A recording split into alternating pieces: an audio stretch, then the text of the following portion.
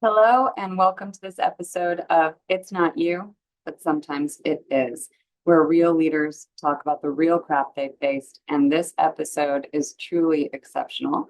I have been absolutely blessed to have this conversation with Julianne Jones in Colorado.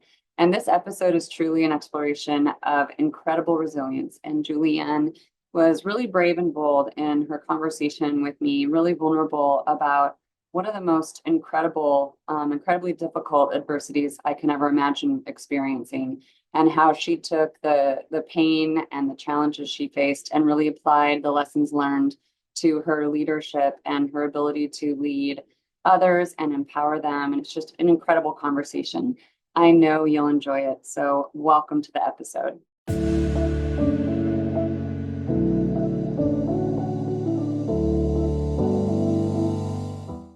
Welcome to this episode of It's Not You, but Sometimes It Is. And I'm so excited, Julianne Jones, to have you with us. Thanks for being here.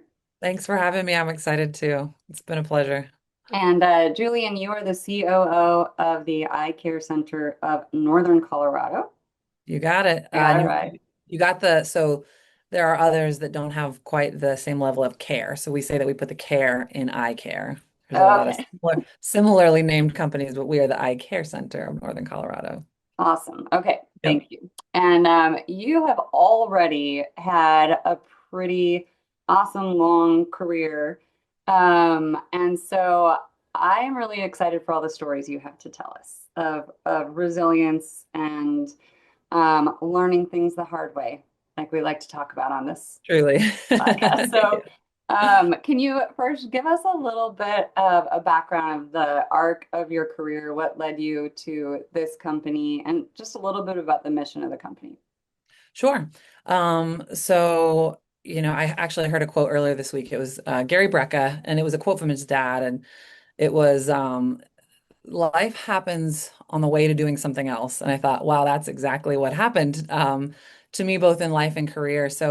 As many people in ophthalmology, kind of stumbled into it. At least we say that kind of in the community. We never wanted to be in ophthalmology, but it found us. And so that's really what happened.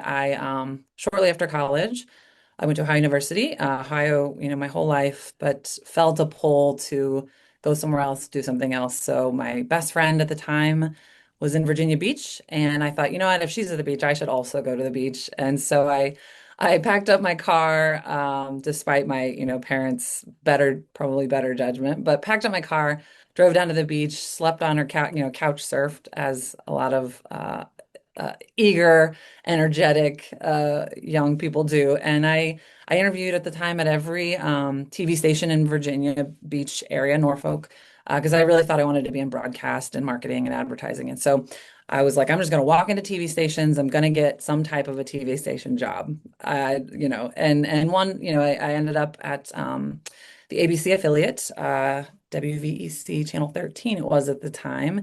And I was on the advertising team, so I had very little sales experience, but certainly liked to just interact with people and learn about business. And so my first position was selling, really cold calling and selling to businesses in the area for the TV station. And one of my first clients that I landed on my own was a private practice ophthalmology group in Virginia Beach. It no longer exists. It was gobbled up into the private equity, behemoth. But at the time, they became my first client, and so I started working with them, getting their ads on the news. And within 6 months, we created such a bond that they were like, "Hey, do you want to be done working for the TV station? Just come work for us." And so they had a marketing position that they had never really leaned into, and they were like, "You should come and just work for us full time." So I took a leap, and I guess for the first time. Probably not the first time, but really first time noticeably the people around me had to tell me, yes, you can. And I'm like, I can't, I shouldn't. Yes, you can. And so I did. So I left that kind of coveted TV station job and went to work for a private practice ophthalmology group. And that was the beginning of the rest of my life, really. I'll call him Dr. G. He was the owner of the practice. Dr. G, who had the foresight and the awareness as a leader to see me, as a somebody that he could work with and trust, bring me into the business and then start giving me the tools to grow. So very quickly, he gave me the tools and resources, sent me to every conference in the country to learn about ophthalmology, to learn about the specialty. And lo and behold, you mentioned I have a lot of stories. The first kind of unbelievable story of my career was the administrator at the time, who was much older, much wiser, male, many more degrees than me, got into a pretty ugly lawsuit with an employee. And so he made some poor choices. The employee sued the company. He was removed very quickly. And I, as a 20, probably 5-year-old marketing person, in my first 6 months, 8 months, was asked, "Hey, do you want to be the administrator of the practice? We like you. It's going well. You want to just step up and become the administrator?" And again, the voices inside my head were like, "Bad idea. Don't do it. Don't do it." And I had fortunately um, grown my inner circle, to be people who were like, "Yes, you can. Yes, you can," including my family and my husband and my best friend, my people, my inner circle were like, "Yes, you can. You should. Who cares if it fails? Like, take the chance." And so I did. So again, this is a year, maybe 2 years total out of getting in the car, driving to the beach to figure out what my life was. And now I've become the administrator of this, profitable, successful private practice that had a surgery center. And with that comes a lot of regulatory stuff and boxes to check that I had to learn quickly. And I'll never forget the trust that Dr. G put in me. He had me write this like letter of intent. I really had to get focused. Do you want this? How are you going to do it? He had me meet with a coach. He had me, meet with his financial advisor to really not, he trusted me. It wasn't to vet me, it was to make sure I wanted it, to make sure, and then gave me the resources. Like I said, I was already going to conferences. He instilled trust very early on and then met with me regularly. He gave me his time. We sat and had breakfast and that was the first real, I think, impact that a leader had on that I recognized that a leader had on me believing who I could be and what I wanted to be. So from there, that practice, I was with him for 5 years, ended up helping him sell it off so he could retire and have, the retirement he certainly worked hard for. And in the midst of that was recruited back home to Ohio, kind of unbelievably at the same time as the practice was going from private to private equity, which really didn't interest me. I was recruited to another private practice up in Ohio.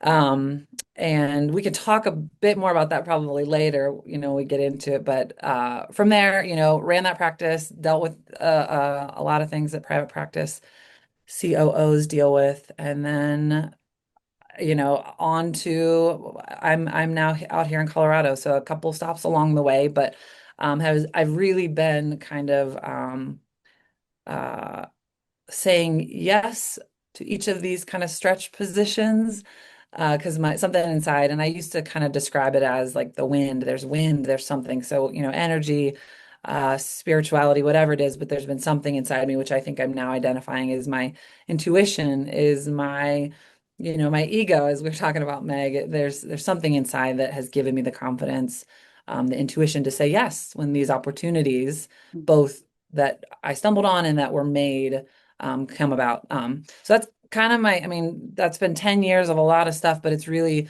an opportunity, an open door, somebody that believed in me. And then it just really compounded from there, surrounding myself by those people. And so that's led me to here.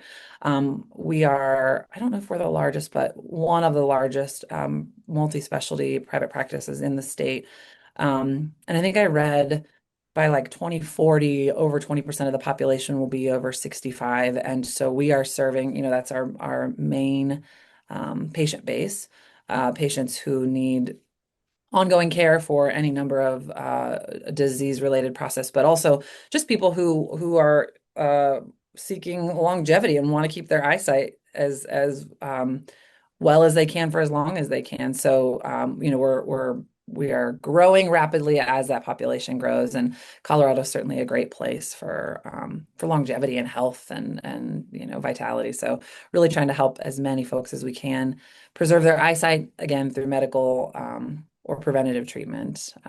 So hopefully I answered your question on that, but it's been a story, it's been a journey, and it happened when I was going somewhere else, right? The life happened when I was trying to get to something else. So Nice. That there's kind of a theme yeah, and talking, especially with COOs. It's like y'all are seen for this talent, this ability to solve problems, to learn quickly, and to just say yes, like yeah, to have that confidence in yeah. yourself and that intuition to go, I'll do this.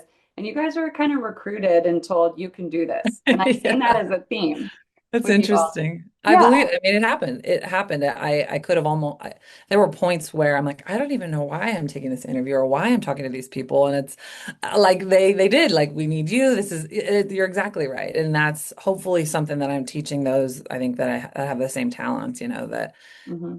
do the right thing, do the right thing, have a North Star, keep focused, and it will, the need for that type of service, that type of leadership is endless. So, you know. Yeah. It's also doing the hard things. Like that's another theme is you have been Right. called in to turn things Right. around and in many of the roles that you've had. Yeah. So can you talk to us about one of the hardest things that you have faced and overcome and what you took from that? Sure. So I have to split that into two parts, personally and professionally. Professionally, so that job I was recruited out of Virginia Beach, out of Virginia, back home to Ohio. Um, when the physician team contacted me, it was for, I think, their first ever COO position. And I understood at the time that they had an administrator, but they were growing to a point where they needed, they recognized that they needed a higher level of support.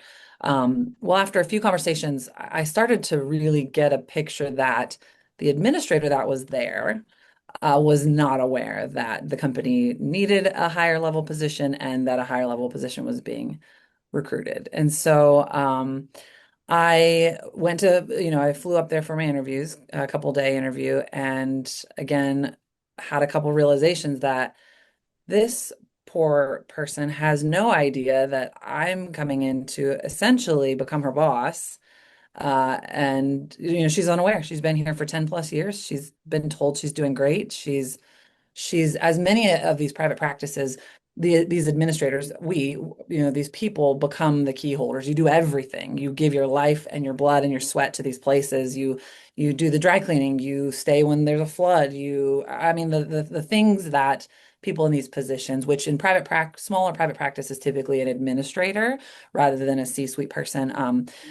You do everything. You hold all the keys, you hold the place together, but typically don't have the time, the training, the prowess to, identify that we, for example, need an HR department or something like that. Many times there's not even an HR department. It's up to that person. So anyway, I quickly realized on my 2 day interview that this person had no idea I was coming in to become their boss, essentially replace them. And I was even asked to learn payroll ahead of getting to the position so that she wouldn't find out how much I was going to be making. And I remember I was staying with family in town at the time, and I remember going home from the first day thinking, what am I really gonna? Virginia was great. I had everything. I was being, I had a great position in the new company. There's a kitty.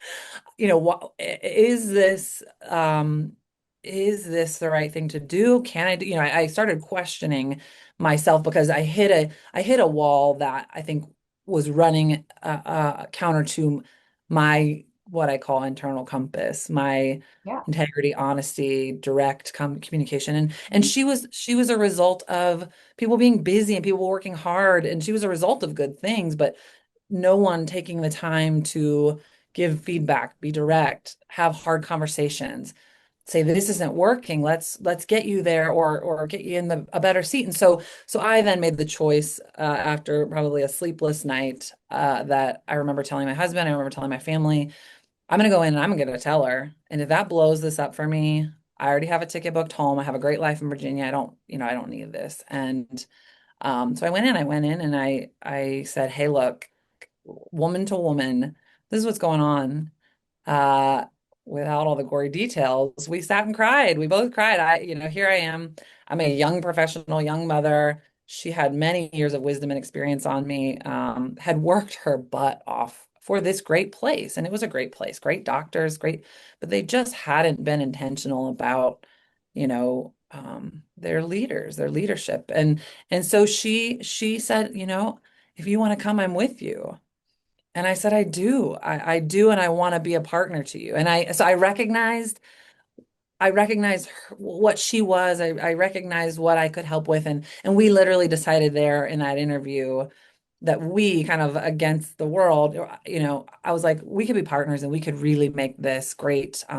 They still need you. They need me. I don't know what it looks like, but if you want to do it, I'm up for it. And so, you know, the rest is kind of history. She ended up shifting over into a much different position, but something she was much more suited for, more comfortable with. And that was really the beginning of that practice, seeing that kind of being direct, Mhm. going through it instead of around it, above it, below it was the better path. Like it was a huge risk, right? And it could have blown up in my face. It was probably a 50-50 flip of a coin that they could have just sent me packing, but they didn't. And they trusted me, they trusted us. And that was a pivotal learning moment of like, you got to go through it. And honesty, you know, honesty is the best policy. That's probably an overused um, anecdote, but like, going through it, I think, is always the best policy. Avoidance, Yeah, ignoring, whatever causes these problems. And so that was really the biggest, you know, the administrator in Virginia Beach getting in trouble, fine. But this was something I was gonna have to sit in and live in. yeah. And could I do that, you know? I think most people would have justified not saying anything. Mhm. I think I did. most people would have. I was trying. Yeah. Yeah, that's a But tough I played one. it out. I like played it out in my mind. I'm like, okay, so if I don't say anything and I come in, Hmm. how then, what kind of dance am I going to do with this person Right. that's inauthentic? Am Yeah. I going to start my career here, or you know, Hmm. my position here as the topmost, you know, non-physician leader, as someone who's not being authentic? And I Yeah, think when I haven't in my career, when I haven't had maybe the scientific chops or the experience, authenticity has ruled. absolutely. Awareness has ruled, being direct in a kind, helpful, thoughtful way. You know, Hmm. I Yeah. don't know who said it. Like, if you don't have anything nice to say, don't say it at all. But if you have something to say, make sure that it's kind, helpful, useful, and like those are the things that I would have had to sacrifice to Hmm. not say anything. Yeah. And I again had the people around me, like my husband, saying it is the right thing to do. And if they're not okay with that, then this isn't the place for you. Like, Yeah. yeah, you want this, but it might not be the right fit, and that's okay. And that's a scary thing Yeah. when you're, you know, If you, growing if your they, career. yeah, if they turn you away for living Yeah. according to your values, that's not your Yeah. fault. It's not my place. Those aren't my people. And fortunately they were. And it ended up being a great, you know, then so this was December of 2019. We all know what happened January, February, March 2020. So I joined the practice, moved my family, my little family at the time. I had one child, I have three now, but moved my family from Virginia to Ohio to join this practice. Pandemic hits. I find out the second baby's on the way. And then it just you know, you roll from there and you just you know, survived the pandemic with them very well. Again, you can't replace integrity, which those doctors had. They had just had a situation that had gotten out of control, and I see that in these practices. The Hmm. intentions were good. The everything was good. It just there was no the discipline I think was lacking, or Hmm. Yeah. the awareness maybe even. Yeah. Yeah. So lots of hard things you've done. Yeah. Yeah. And you had a particularly difficult thing you went through personally that you Yeah. feel has helped you professionally. It has. So you kind of have to, I realized I kind of have to talk about my leadership journey, my arc or whatever, in kind of two parts, kind of before and after. Excuse me if I get a little choked up. I'll try not to. I was recruited out here to Colorado, from Columbus, from Ohio, to this practice, this amazing practice. I can see the mountains from my office window, but I was recruited out here summer of 2023. So it was kind of a long recruitment process. But we moved here Christmas of 2023. So at Christmas, we were the only people I think in the country moving on Christmas Day. Probably not, but and so did a big move from Ohio with three little kids. At the time would have been five, three, and one. and started here at the practice. And in March of 2024, I got a call from my daughter's school that my husband, who is an incredible stay-at-home dad, so that I didn't mention that earlier. I was able to make all of these moves in my career and have this person championing my career as a stay-at-home dad. He had been in the Navy, got out really at that time, wasn't sure what he wanted to do next, and my career was taking off. And so very selflessly Mhm. decided to stay home and support me so that I could do what I really wanted to do and what I was growing into. And so anyway, we make it out to Colorado. We hike and explore for 2.5 months, and I get a call from the school in March, that he didn't pick my daughter up from school. And so I remember looking at one of my employees like something's going on, like, and I got to go to the school and get Stella. And she said, "No, I think you should go home. Stella's at school and safe." And I go home and find my husband on the bathroom floor with my son sitting beside him, telling me Dad's been sleeping. So yeah, so some trauma and some drama. But my husband at 39 died from his heart was twice the size, excuse me, of a normal human heart. And so literally died of the most incredible heart attack you could die of, instantly. But we don't joke. We talk about Nolan's huge heart, and it was huge from the sacrifice. But he died suddenly in March, and I was faced with. I just moved my entire family to Colorado. I have no family here. We've just barely begun to get into the community. They barely knew me here at my office. And so I'm changed, right? So that was a little over a year and a half ago. And I'll get to the recognition, the leadership, uh, um, what I learned in leadership. But I think my first month after he died, the questions were, what are you going to do? Mhm. Are you going back? The questions that the outside world who loves me and cares about me, when are you going to move back home? What are the kids going to do? The who, what, why, where, when questions, in the first month, were, I mean, deafening. And for the first time, I then was taking those questions on, and I'm like, who am I? What am I going to do? Am I going to move home? I found myself totally ignoring my instinct, like shoving my instinct down and asking myself, well, what, who, where, when, why? Because everybody around me was. And it was out of love and concern.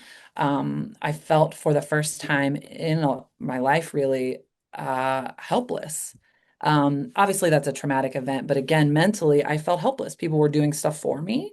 People were, taking out of probably necessity and love, they were taking away my need to make decisions, to like they kind of swooped in. Many of my friends and family swooped in to just, I didn't have to think, I could just exist.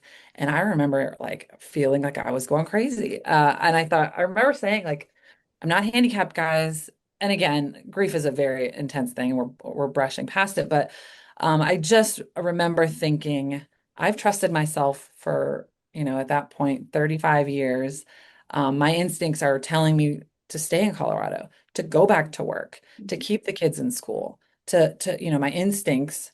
And for the first time, they were really being questioned. Number one, because I'd lost my biggest champion and cheerleader. But then number two, something happened, and out of concern. And I think a lot of times in business, something happens, and the concern is, who, what, where, when, why, how, and instead of maybe trusting me, the person that they knew before this happened, so I did choose to come back to work. I chose to stay in Colorado. My employer, my incredible employer, supported me through the time I needed to get back to my new normal.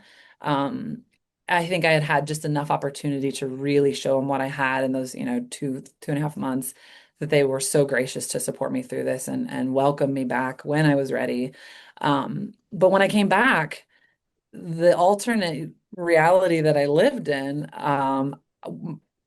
I recognized for the first time, you talk about it, Megan, in your book, the separation of ego. Like I recognized that it was separate from me, and I could put it, like you said, throw it in the back seat. I can't do this. I don't want to do this. I don't have to do this. Why am I doing, Mhm. that had never trip me up like it was when I first came back. Mhm. The questioning, and so I did really quickly like identify it, throw it in the back seat, and then start to realize like I can use this. This is my, I called it my like new superpower. I have like quantum leap leveled up. Previously it was pretty progressive. It was pretty, each level, each growth was progressive. This was like a leap. And I remember feeling like I had a superpower. There was nothing here that was going to shake me. There was no problem here that I couldn't solve.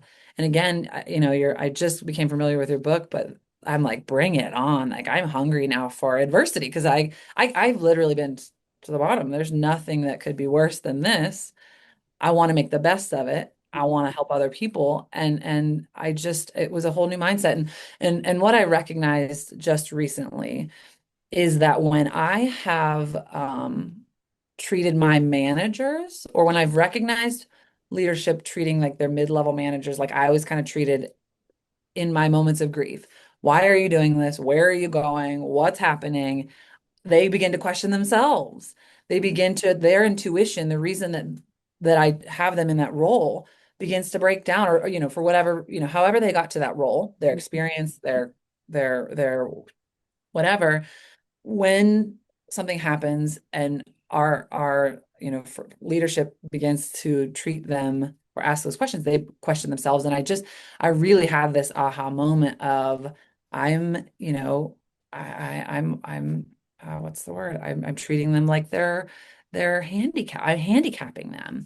And I should be leaning in and saying, well, what do you think? There's those what questions can be used for good or for bad. But I just my leadership, my life has really been progressive, and that was a bomb dropped in the middle that gave me, I think, the opportunity to be here with you today. I think what I have really focused on since then is leveling up my game and understanding, not just surviving the day as a lot of leaders and administrators do. Mhm. It's understanding what we're doing, why we're doing it, how we're doing it, and how to, so just my intention, right? I Right. watched I watched life blink out, life disappear in the blink of an eye. And it's now about intention. Mhm. And I told you I recently went to Jesse Itzler's mastermind. He had a group of just incredible people from across the country gather at his house in Connecticut. And the theme, like the overarching theme was like designing your life, be intentional about your life, which I'd never made time for before, ever. And I honestly didn't make enough time for my team, like to be intentional. Let's design it. Mhm. We did one-on-ones. We went through the EOS, like we hit these points in the one-on-one, but I was not saying what's your, we weren't designing it. We were reacting, and we were Mhm. doing our best, but it's different. And so really that's probably been the biggest change. It's also been really interesting as my staff. I've had a couple moments where someone comes in to my office to talk about something that they're really struggling with. And I, in my mind, I'm like, you are so strong because you can listen to them complain about their hangnail, and you're not going to judge them for it because that's their worst thing today. You now have the power to understand that their worst thing is their worst thing. But, I'll have a staff member kind of talking about something that's really hard for them, and, we're talking through it, and then they'll have this light bulb moment and they'll be like, I can't talk to you about this, Julie. I'm like, I, I'm sorry. This is actually really not that bad. And I'm like, I use that then as an opportunity to say, look, your worst thing is your worst thing. But if my situation can give you some perspective, if I can do it, you can do it. I'm not going to be, contrary to, I think, some of the popular grief and widow groups out there, I'm not going to identify that. I'm not going to pick that identity up and have it become my whole being. I'm not a widow first. I'm a mom first. I'm a person first. I'm a leader. And so I kind of chuckle a bit, but appreciate those moments with staff where they have this moment that I didn't uh, uh, bring to the conversation. They realized, and then use it as an opportunity to like, if I can do it, you can do it. And here's how I do it. And these are the things I tell myself, what are the words that you're saying all day to yourself? So it's been, I guess I've utilized it as I think many of the greatest leaders probably have overcome some of the most uh, uh, um, shocking, tragic things and harness it. Like it's now a power that I feel like I can use and want to use and want to help others get through the same thing, you know? I also thought I had empathy for working parents and families before. I thought I was like a really family friendly leader. When you're now the primary parent and having to figure out drop off and pick up and summer schedules, I didn't realize how good I had it. And it's just changed my perspective on the people that make it here, the people that over have children and or families or whatever they're dealing with at home, have to be a caretaker for somebody and still make it to work Hmm. and do it,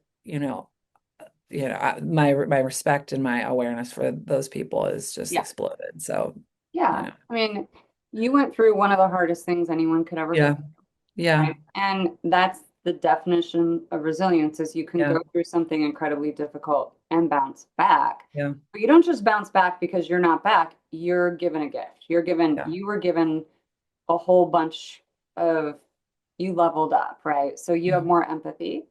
You yeah, were also given this new skill of going, I don't have to believe my ego. I can put yeah, it back. I don't have to believe all the old ways I used to be. I can be yeah, intentional and be different. Like you got new strength, new wisdom. And that's, I mean, obviously that's my soapbox is adversity, yeah, right? yeah, yeah, You can either survive it and just yeah, go, I just need to survive and get through this, or you can use it to your advantage and it's yeah, one way or the other. yeah, yeah, And those of us who figure out how to hack it and go, actually, this yeah, adversity has something for me here. Do I want it? No, I'm still going to maybe throw a little hissy fit, right? yeah, I don't want this. yeah, However, I'm going to go ahead and embrace it and say, I'm going to look for that golden nugget. I'm going to learn yeah, something, right? I'm going to get a little stronger, a little wiser. I'm going to be able to give more back to the world yeah, after this, right? absolutely. I'll have a little more joy, right? Yeah. And I realized too how much conscious decision making like has to go into it. And I recognized also because having not faced a ton of like personal adversity prior to this, I Mhm. also didn't realize how automatic my like daily choices were. And so now having to like wake up and choose to, Yep. okay, choose to overcome it, choose to not identify with it, choose to make the best of it, choose to, live for what, I had not experienced that conscious decision making as intensely as afterward. Mhm. And that I think also rolled up into what now I feel like is my superpower. Like I can choose any emotion that to your point, sometimes you got to feel it. Like you got to feel it, right? But I can also choose to not let it overtake me. I can, so it's, it's my level up. It's like I've unlocked a new level. I try to describe it to my staff. We were talking about it, Meg. You've done a much more beautiful job in your book, but I'm like, guys, imagine, like, did you play Mario Kart as a kid? Yeah, yeah, most people did. There are levels, right? Did you know as a kid how many levels there were? I think we didn't. I don't think we knew what the end was. And if we did, but I don't think we did. So you were progressing through these levels with a lot of enthusiasm. You were looking up though. You were like, there is something more, right? So I got to keep finding, I got to keep chugging, I got to keep moving.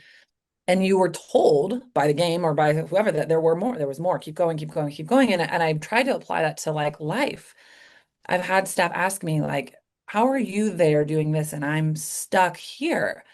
And I'm like, because I think you began to believe that or understand that there's not more for you when there is. So I'm maybe at level 20. I believe it's infinite. Mhm. You're Right. maybe at 5. You got a ways to go to here, but it does exist. It does exist and you can, but you got to go 6, 7, 8, whatever. And I think that belief that there is more, that if you keep looking, if you keep pushing, if you understand that it's not just, and then that's incumbent on, I feel even more responsible for telling anyone that's not where I'm at that there is more. You Yeah. have to keep looking up. You have to keep, like, come on, Mario Kart, keep going for that next gem, keep going for that next level, whatever, however Yeah. you want to understand it, but there is more, Well, and infinitely. sometimes, yeah, sometimes it is a total ignorance in the purest term of I didn't even realize Pure, no clue. When what more I could saw look the like, ceiling, right? I believed this was the ceiling. I thought I had achieved the level that like is available. Yeah. Totally. So it's a lack of awareness, but sometimes, Julian, there's a payoff for Yeah. not moving up and leveling Right. up. And sometimes Right. there's a price I'm unwilling to pay. Right. Right. So, like, there's a reason why we don't all take responsibility for our lives Yeah. until we do. Yeah. And often there's a payoff for that. I get to be a victim, Yeah. I get to be a martyr, Yeah. or there's a price we're unwilling to pay. I'm gonna have to sacrifice Netflix 3 hours an evening, Right. Right. or right? Well, Like, it's the pain I know, right? It's the again the overused, it's the devil you know versus the one you don't. And I think the other, as I've kind of really audited my circle, audited who I'm spending time with, talking to, learning from, what I'm reading, what I'm watching, the one of the themes I've noticed is the people that I see at levels above me that I want to get to, they're relentless. They are relentless in, again, their circle, what they're consuming. They're relentless in, not too many people that I have met that are levels above me are comfortable being comfortable. They are all people who are very uncomfortable mhm, being comfortable. They're very uncomfortable. They have this thing that they can barely describe. And I'm one of those. I can't describe what pushes me to, like I said earlier, why am I even on this interview? Why am I even, and it's that I can do more. It's this internal uncomfortability with this is fine, the status quo. And, frankly, in private practice, and again, I've been at a number of them, the biggest competitor, because the need is so great for good doctors, and I've been so fortunate to work for good doctors, the need is so great. We have more patients than we can deal with. Our biggest competitor is ourselves, the status quo.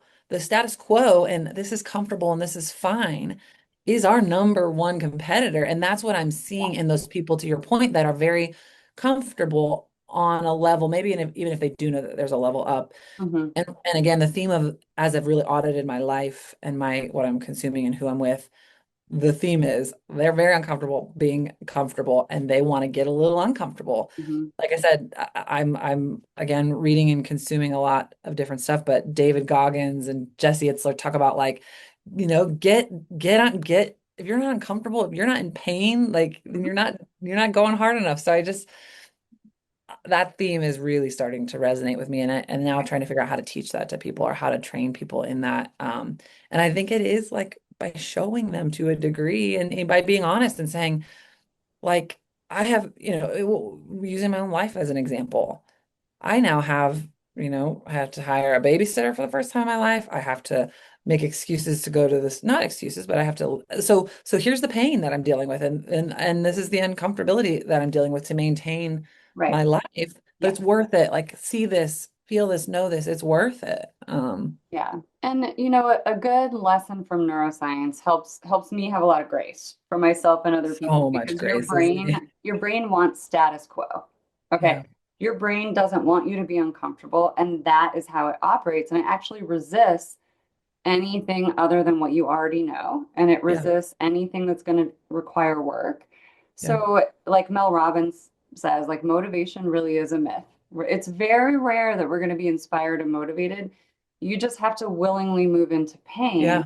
yeah, And you just have to strengthen that muscle of yeah, moving into pain and yeah, discomfort. yeah, That's the unfortunate reality. And then as soon as people figure that out, yeah. they start accelerating in their lives. It's And compounding. I mean, yeah, if you know anything about compound interest, and I think people often are like, yeah, but that's still so hard. It's like, we'll start with one thing. And if one thing is get up on your first alarm, get up when it goes off the first time. It's something you have to do anyway. Like, pick something to gain momentum. right. Don't sit and watch Netflix. Pick up a book. Carry the book around to force your, whatever, like whatever micro, for some people, not micro, whatever small choice Mhm. to give yourself the momentum, to give yourself the win. And these are all principles, like you say right at the beginning of your book. This is wisdom that's out there, that's available, but to really be able to harness it and use it and understand it, that's a whole different ball game. And a lot of people, and myself too, it's like there's so much, it's overwhelming. I don't know where to start. Yeah. Yeah. Recognizing if you get some small wins, it compounds quickly. Yeah. As one of my mentors said, get up, comb your hair, Yeah. send the one text message to Yes. the one person that you need to Yes. have that hard conversation with. Just do the Yeah. one first step. Yeah, You know, exactly.